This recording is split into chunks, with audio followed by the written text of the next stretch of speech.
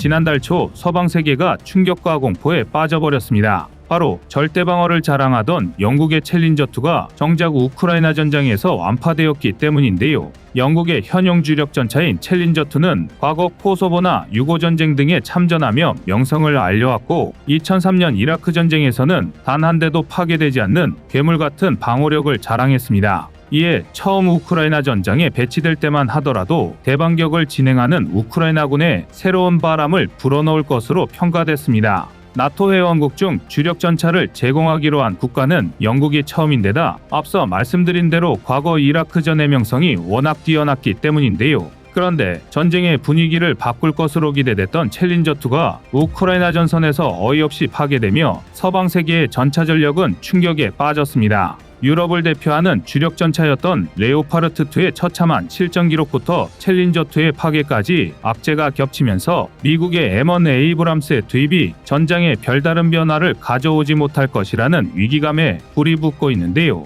그래서 준비했습니다. 오늘은 우크라이나 전쟁에서 까발려진 서방 전차들의 처참한 실태에 대해 낱낱이 알려드리겠습니다.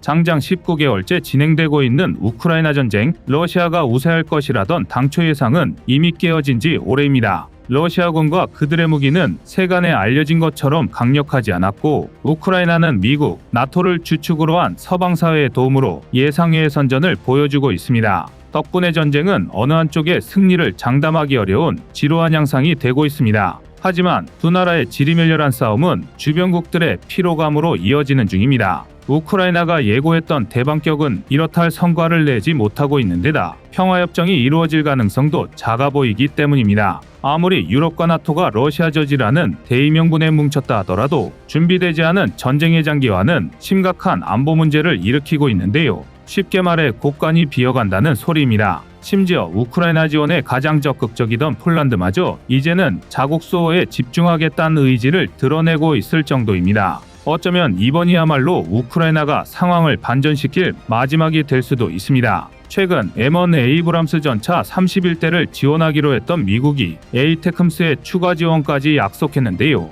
미군이 운용하는 주력 전차에 최대 사거리 300km의 전술 탄도미사일까지 더해지면 우크라이나는 대반격에 필요한 효과적인 공격 수단을 확보하는 셈입니다. 이에 분위기 전환을 기대하는 목소리도 높은데요. 이러한 때 믿기 힘든 소식이 전해졌습니다. 영국이 야심차게 지원한 주력 전차 챌린저2가 우크라이나 전선에서 파괴된 것입니다. 이 소식이 유럽 사회에 주는 충격은 어마어마했는데요. 지난 2003년 이라크전에서 단 한 대도 소실되지 않아 절대방어, 움직이는 요새 등의 이명이 생겼던 영국군의 주력 전차가 러시아군의 공격에 격파되어 버린 것입니다. 심지어 그것도 복구가 불가능한 수준의 완파를 당했습니다. 현재 러시아군의 장비 수준을 볼 때 전차 대 전차의 싸움으로는 절대 불가능한 일이 벌어진 셈입니다. 하지만 실제 파괴 현장을 보면 현대판 중전차라고 불리던 챌린저2라고는 상상도 못할 참상입니다. 때문에 대부분의 사람들은 소셜미디어에 공개된 챌린저2가 화염에 휩싸인 모습이 자폭 드론이나 포탄 또는 지뢰에 의해 파괴된 것으로 추정하고 있습니다.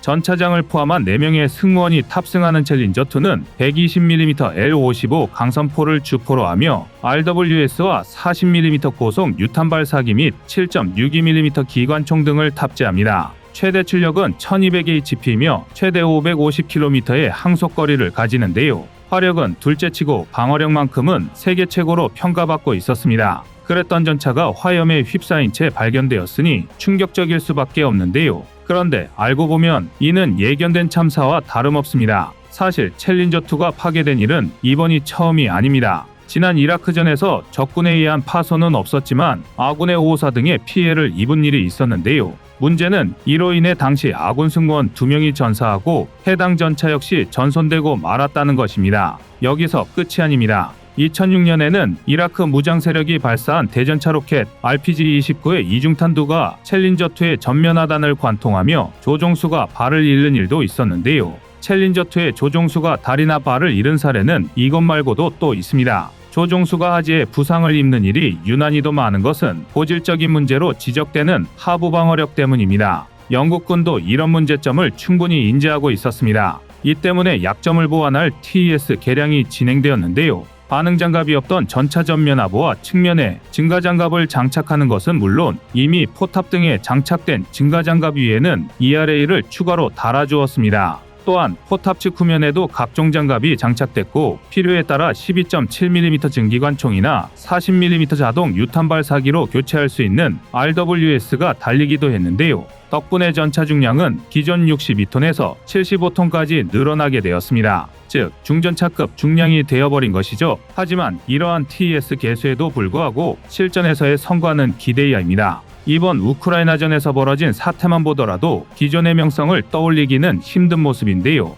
러시아의 대전차 지뢰와 란셋 드론 폭격에 여지없이 무너지는 모습은 절대방어라는 말을 무색하게 합니다. 이쯤이면 화력도 부족하고 방어력마저 구멍투성이인 챌린저2의 특징은 내부에서 차를 끓여 먹을 수 있는 T포트가 달렸다는 것뿐인데요. 더 큰 문제는 챌린저2뿐만 아니라 서방의 네로라 하는 전차들이 모두 우크라이나 전쟁에서 이렇다 할 성과를 내지 못하고 있다는 점입니다. 일례로 독일이 자랑하는 레오파르트2의 경우 8월 말을 기준으로 우크라이나에 공여된 전체 71대의 전차 중 10대 이상이 손상된 것으로 확인됩니다. 그것도 최소 수량으로 잡은 것인데요. 지난 6월 자포리자 전선에서는 이동행렬중 받은 피격으로 다수의 전차가 파손되며 유럽을 대표하는 주력 전차의 명성에 금이 갔습니다. 유럽의 군사 전문가들은 우크라이나 전쟁의 처참한 전과를 계기로 레오파르트2에 대한 재평가에 돌입해야 한다고 입을 모으고 있습니다. 아닌 게 아니라 레오파르트 1, 2를 앞에 700대에 가까운 물량을 보유한 튀르키예는 대 IS 임무에 레오파르트 2A40를 대거 투입했지만 격파 및 유기된 것은 물론 IS의 노획되는 수모를 당하기도 했습니다.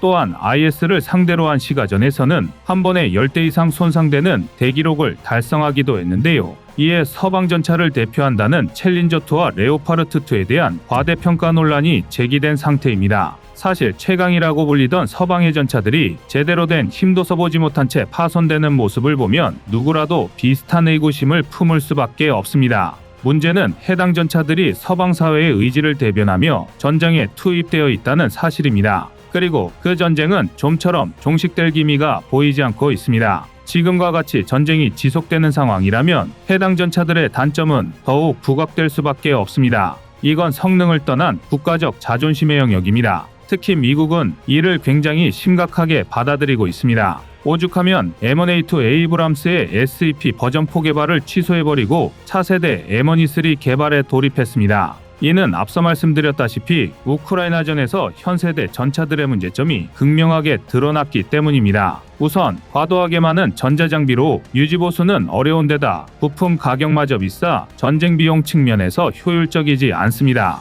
또한 방어력을 위해 이런저런 장갑을 덧붙이다 보니 기동성은 저하되었고 병참 부담은 증가하고 있기도 합니다. 이보다 큰 일은 전차들이 위용을 과시해야 할 전장에서 정작 대전차 미사일이나 대규모 로켓포 공격에 취약한 모습을 보인다는 점입니다. 전차 무용론이 우크라이나 전쟁의 화두로 떠올랐을 정도이니 말 다했을 정도인데요. 장갑을 추가해 방어력을 늘리는 데는 한계가 있고 중량이 늘어날수록 보급은 점점 더 어려워질 수밖에 없습니다. 이에 미래 전쟁에 대응할 보다 혁신적인 보강이 필요하다는 지극히 현실적인 판단이 있었던 것으로 보입니다. 게다가 유럽 전반에 걸친 낡은 교량이나 무른 땅을 건너기엔 M1 에이브람스가 너무 무겁다는 점도 지적되고 있습니다. 이를 잘 알아본 게 다름 아닌 폴란드입니다. 국토 전역에 습지와 호수가 많은 폴란드에는 가볍고 빠른 기동이 가능한 K2 흑표가 최적입니다. 태생부터 도하를 염두에 두고 개발된 데다 중량도 55톤에 불과하니까요. 이에 현재 진행 중인 2차 구매 사업에서도 K2 선정이 유력한 분위기입니다. 물론 레오파르트2, M1 에이브람스 등이 함께 경쟁 중이긴 하지만 지난 1차 사업으로 K2를 경험해 본 만큼 미국이나 독일산 전차를 선택할 확률은 낮아 보인다는 게 중론입니다. 게다가 세계 최강이라던 이들 전차들의 허명을 바로 옆에서 확인하고 있다는 것도 한몫하고 있는데요. 더군다나 전차가 운용될 기후 환경 역시 무시할 수 없습니다. 같은 동유럽이라 하더라도 비교적 온난한 기후인 루마니아 흑해연안과 달리 크르파티아 산맥이 걸쳐져 있는 폴란드와 슬로바키아, 우크라이나 등의 내륙 지방은 굉장히 혹독한 겨울과 많은 눈으로 유명합니다. 즉 레오파르트2나 M1 에이브람스에 비해 K2가 더 유리하다는 것이죠. 이러한 사실은 이미 노르웨이의 눈밭에서 증명된 바 있습니다. 노르웨이의 신규 전차 도입 사업에서 K2는 경쟁 차종보다 우월한 성능을 증명했는데요. 특히 사격 시험에서 더 높은 평가를 받은 것은 물론 눈밭에서 진행된 가속력 테스트에서도 경쟁 차종을 압도했습니다. 비록 노르웨이와 독일 간의 정치적 이유로 사업 결과 최종 탈락의 고배를 마셔야 했지만 노르웨이 테스트 과정에서 보여준 K2의 성능은 전 유럽에 깊은 인상을 남겼습니다. 그도 그럴 게 K2 흑표는 국내에서도 영하 32도에 육박하는 극한의 환경에서 저온 시험 및 사격 시험을 진행합니다. 이런 노력 덕에 탄통과 포탄이 얼어붙을 만큼의 극한 온도에서도 원활한 성능 구현이 가능한데요. 이러한 혹독한 환경에 구애받지 않는 견고함이 동유럽권의 관심을 이끌어냈습니다. 동유럽의 대부분은 넓은 평야가 펼쳐져 있고 습지 또한 많습니다. 그에 반해 도로 상황은 열악한 편에 속합니다. 즉, 적게 잡아도 수십 톤에 달하는 전차가 기동하기엔 좋지 않은 환경이라고 할 수 있습니다. 때문에 다양한 환경적 여건을 상정해 개발된 K2가 보다 유리하다는 평가입니다. 게다가 현재 동유럽의 여러 나라가 수년 내 교체 시기가 도래하는 구형 전차를 운용하고 있습니다. 이 중에는 과거 사회주의 진영에 소속되어 동유럽으로 분류되는 국가들도 있는데요. 특히 체코는 차기 전차 도입 사업을 진행 중으로 K2 흑표가 미국, 독일산 전차들과 경쟁하고 있습니다. 아직까지는 독일의 레오파르트가 다소 우세하다고 평가됩니다. 다만 그 이유를 보면 지난 노르웨이 사례를 떠올리게 되는데요. 독일과 체코 양국이 국경을 마주한 데다 정치, 경제적으로 밀접한 관계를 형성하고 있기 때문입니다. 그러나 더 우월하다는 평가를 받았음에도 끝내 밀려나야 했던 노르웨이에서의 경험을 되풀이할 수는 없습니다. 또한 서구권 전차들의 거품이 꺼져가고 있는 작금의 상황은 한국에 둘도 없는 기회가 되고 있습니다. 부디 열악하고 거친 환경 속에서 무기의 실전성을 올린 K방산이 이번 기회를 잘 살릴 수 있길 바랍니다. 이상 꺼리튜브였습니다. 안녕하세요, 꺼리튜브입니다. 그동안 보내주신 사랑과 응원으로 1편 출간에 이어 이번에 꺼리튜브의 새로운 신작 세상에 밝혀지지 않은 현대무기 비하를 출간했습니다. 내용이 어려워 쉽게 다가서지 못했던 군사무기 이야기를 남녀노소 누구나 편하게 이해할 수 있도록 모아봤는데요. 그 누구도 알 수 없던 현대무기 비하의 숨겨진 이야기를 이제 온라인 서점이나 가까운 서점에서 만나볼 수 있습니다. 또 전문적인 군사무기 이야기를 알고 싶다면 꺼리튜브 1편인 대한민국 육해공 군사무기도 준비되어 있습니다.